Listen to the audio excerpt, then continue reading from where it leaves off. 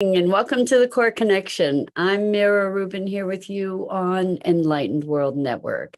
And today's topic is fairy tales and how we're raised to believe in happily ever after and what that's supposed to look like, and how we can be torturing ourselves when life doesn't comply with the fairy tale. The thing is that there's such a greater richness available to us. So we get to have that conversation. Good morning, Rosalind. Welcome. So good to have you here with us this morning. And welcome to everybody else who's joining us. Before we get started this morning, let's take a minute or two to get present. So let's take a deep breath in through your nose and hold it. And imagine clean, crisp oxygen flooding your lungs, flowing into your bloodstream, nourishing all your cells, your organs, bringing vital life energy to your body and being. And as you exhale any tension, stress, negativity, fatigue.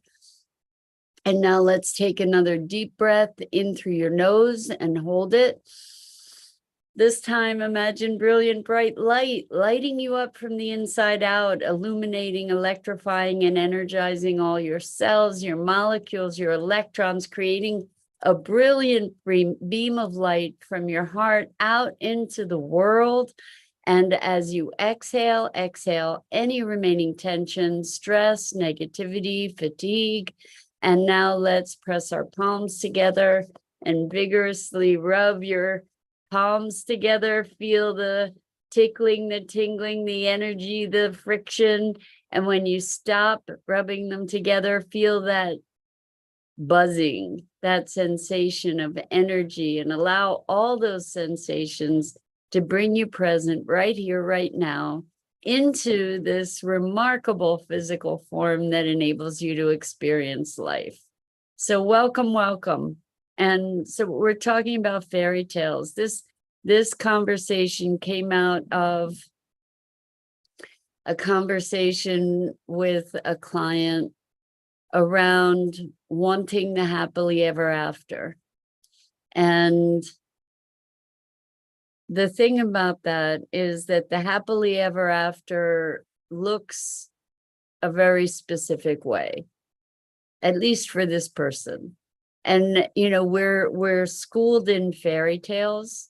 Many of us anyway are schooled in fairy tales about what happily ever after looks like. Thank you, Rosalind. White picket fence, endless house projects, a life partner, and 1.5 or 2 kids, a dog, you know, whatever it looks like, that Prince Charming is going to come. If we're girls, Prince Charming is going to come and sweep us away, and we're going to live happily ever after. Good morning, Lisa. Welcome. So good to have you here with us. We're fairy tale busting today. So the thing about these fairy tales is that they really are a vehicle of oppression. Good morning, Dido. Welcome. So good to have you here with us, joining us for fairy tales this morning, and how really how they can be a tool of oppression and depression, because we create, I mean, even growing up, whether it was through fairy tale books with princesses and princes, or it was through TV shows like Leave It to Beaver or Donna Reed show. Now I'm really dating myself, but you know, we all have these tropes that we grew up with. Good morning, Gia. Welcome. And this is interesting because I'm imagining that happily ever after, it looks different in India than it does in the US. And I don't even know if you guys grow up with that notion of living happily ever after. And this is just such a dark, Lisa, yay. Lisa says, I love Donna Reed. And the Dick Van Dyke Show, you remember that? Anyway, the thing about this happily ever after thing is that we're taught that that's whatever it looks like to you. We're taught that that's what life should be, that that's how life should show up. And it becomes the measure. Oh, that's so funny. Lisa says, I watch it Sunday nights now, LOL. Donna Reed, that's amazing. How funny. Anyway, we get conditioned to believe that this is what life should be. And when life doesn't measure up, when life doesn't show up that way, then life is deficient, right? Not that artificial construct that was the happily ever after. Life becomes deficient because it's not measuring up to these preconditioned ideals, which were a pure fabrication. They, it wasn't based in reality. It was an idealization of what some programmers thought life should be. So Gia says, it's been the case with all Bollywood movies. I've grown up seeing them and craving for such life. What a myth that's been sold since the ages. Exactly. So thank you for that, Gia, because I'm not as familiar with your culture. And so we're all conditioned to believe in this fantasy world about what life is. And the thing is that there's a constraint to that fantasy, right? It looks a certain way. And the thing is that life is so much richer than the fantasy. It has so much more complexity, so much more dimension, so much more depth and possibility that is way outside the boxes that we grew up with to measure our lives against. And you look at these representations, and people are happy and people are comfortable, and the things that they concern themselves with typically are just ridiculous, like silly minor things, where life presents us with so much more dimension and such richer challenges and deeper challenges.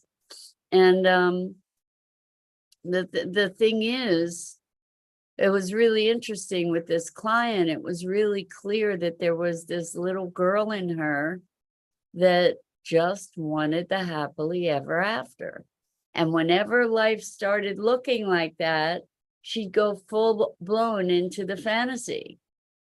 And what I mean by that is that she would deny the other complexities that were part of this whole picture, and just because circumstances were compliant enough that she could manufacture this fantasy and live in that rather than in the complexity of the relationships that were actually there. And the upshot of that is that every time the complexities would be undeniable, the fantasy crashed, and it was a huge crisis, right? Because life wasn't measuring up to the happily ever after. And so she did something really brilliant. And that was for the little girl who was very, very committed to this happily ever after. Reality be damned.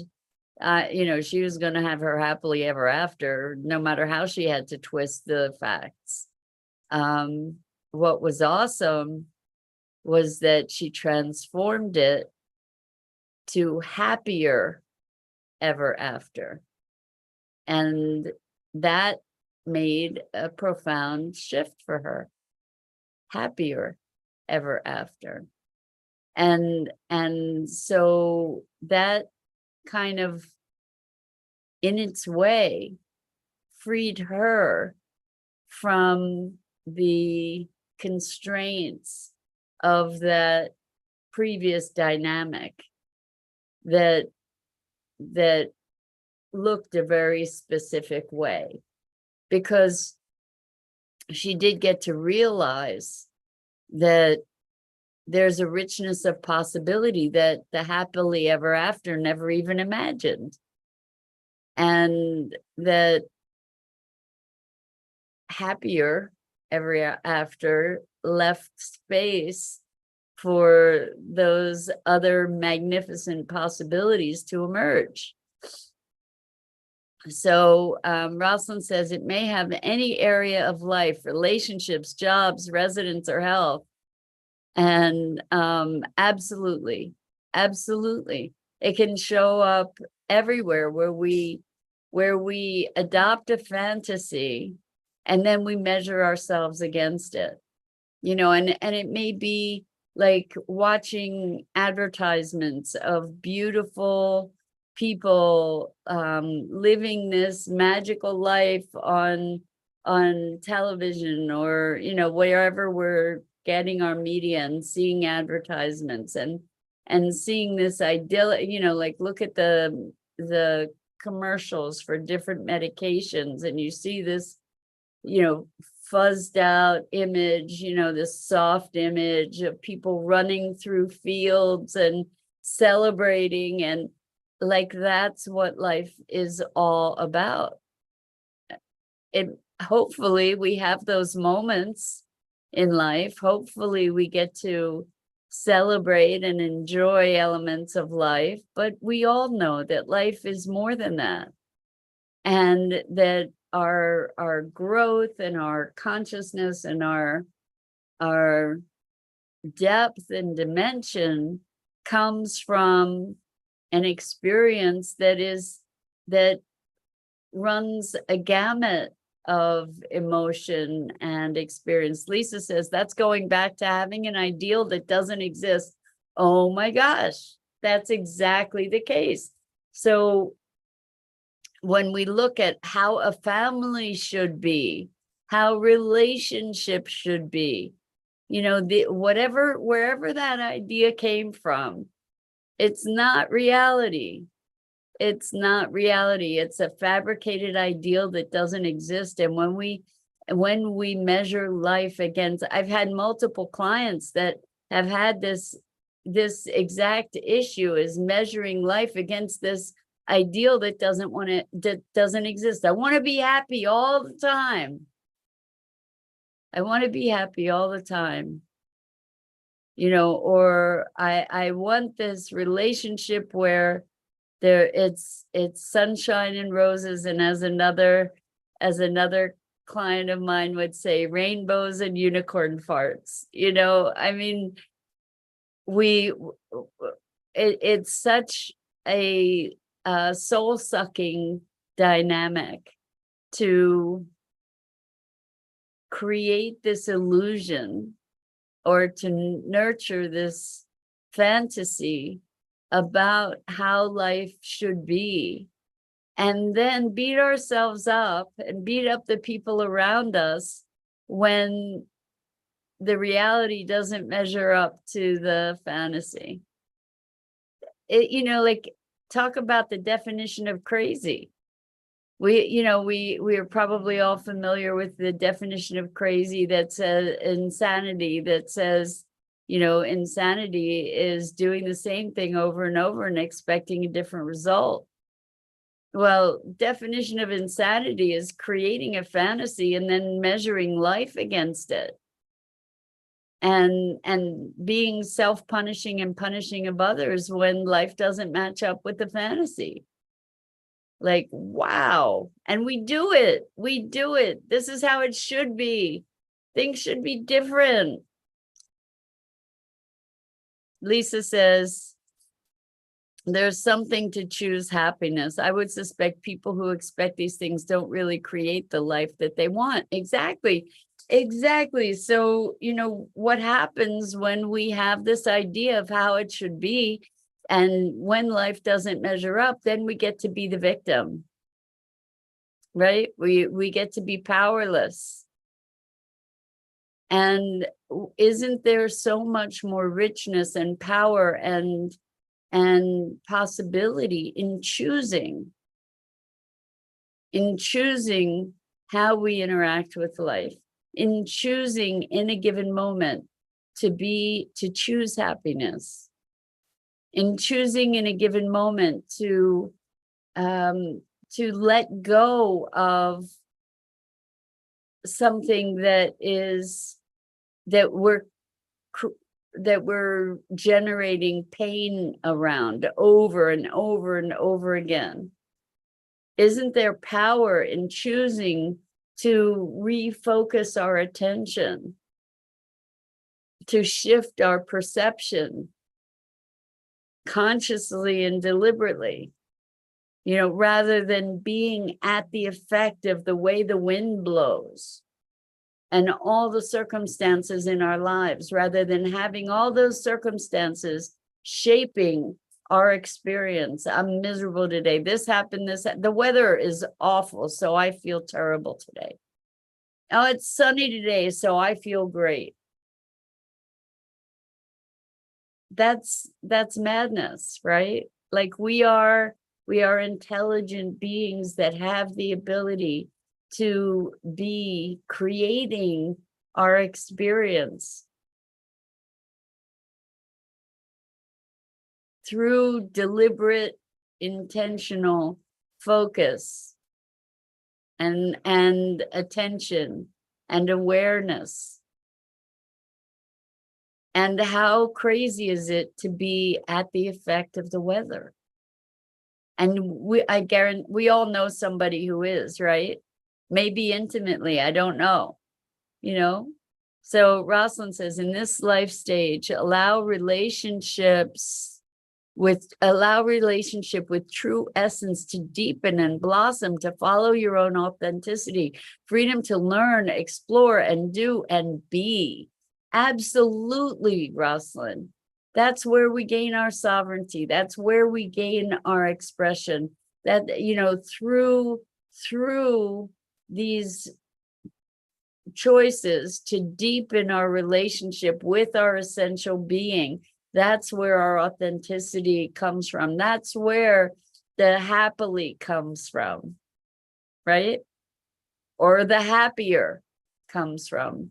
And when we don't do that, when we're not conscious, then we're victim to the things that we respond to with fear, anger, anxiety. It's all about taking ownership and choice. That's what it's about. Lisa says, did you ever watch the movie The Secret? Absolutely. And Lisa continues, it's all about this. It shows how to choose and manifest things. Watch it. Absolutely. It's a wonderful movie. And it's actually based in what Esther and Jerry Hicks. Jerry's has died, but Esther channels an intelligence called Abraham, and it's the law of attraction. And it's talking about how we shape reality on so many levels, not just in manifesting things, but in shifting our experience, shifting our frequency, shifting our vibration. So Gia says, I want to be happy all the time. Is such a case with teens or young adults. Even I had it for years. Well, who doesn't want to be happy all the time? I get that. But okay, and I want a unicorn as a pet. And okay, so and But then I can see reality as more kind and beautiful over our fantasy. When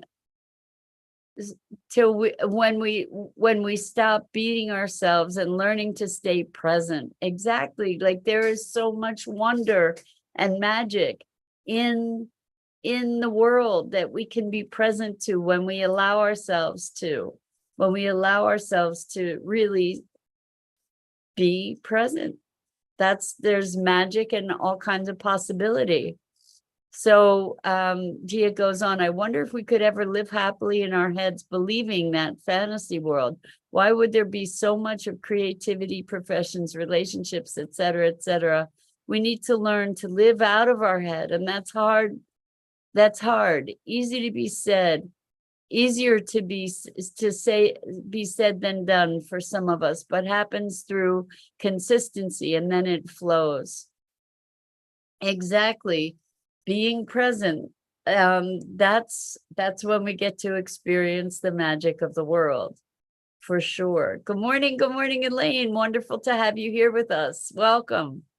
So we're talking about fairy tales and how fairy tales, believing that the fairy tales are the standard by which we should, in big air quotes, be living, is a way that we get to torture ourselves and keep ourselves disempowered, and also keep ourselves from experiencing the magnificence of the possibilities and the reality of our actual existence.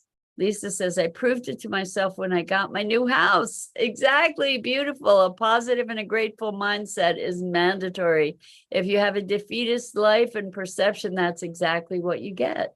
Exactly, because where we put our attention is where we are investing our energy. And I use the word investing very deliberately, because we are energizing whatever that thing is that we're putting our attention to. So if we're spending our energy and our attention being angry and depressed and victimized and powerless, what's our return going to be on that investment? More anger, frustration, disappointment, depression. That's what we're going to get, because we've invested that energy. We have spent our energy there, and it returns in dividends. Whereas if we invest our energy in appreciation, awareness, gratitude, attention, joy, that too is going to pay dividends. That is an investment that will pay us back over and over. If we invest in love, if we invest in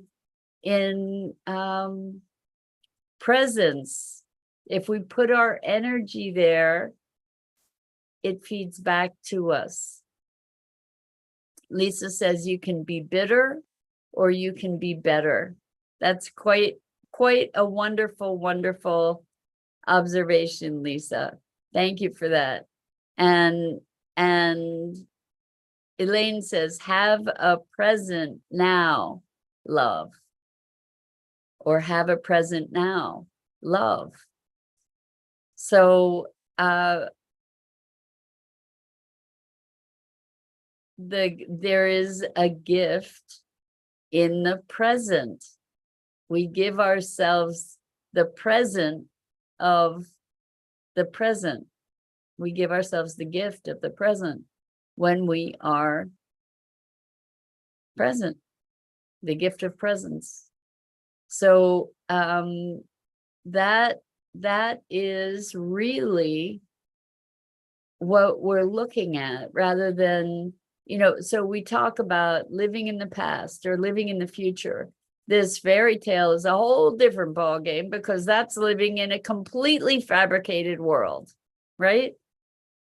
And then we are wishing and wanting and wistful about this thing that just doesn't even exist. You know, it's crazy wild what we do with our mind and our energy.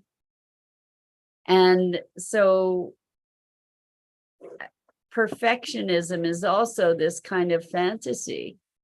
So I'm reminded of another client I had who was very perfectionistic in her orientation. You know, she had this idea about how things should be. And then when things didn't turn out the way things should be, then it was a crisis. And what happened was, instead of having these goals or expectations about how things should be, instead she moved into intention and being clear about the intention, which wasn't married to the way things showed up exactly.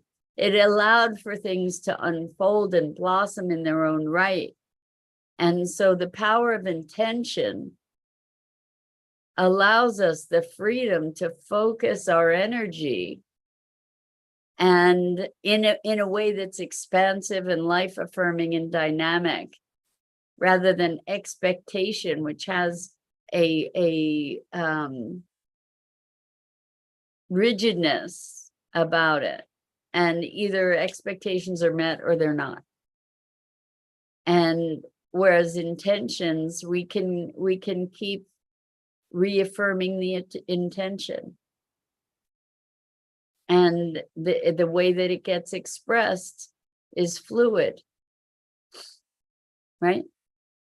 Anyway, fairy tales. Don't let yourself be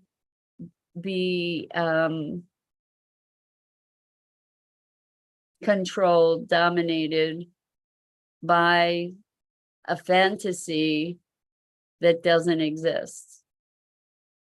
Allow yourself to be present to the richness of the life that's actually here. Because in the fantasy, if we're measuring against the fantasy all the time, we don't get to see what's right in front of us.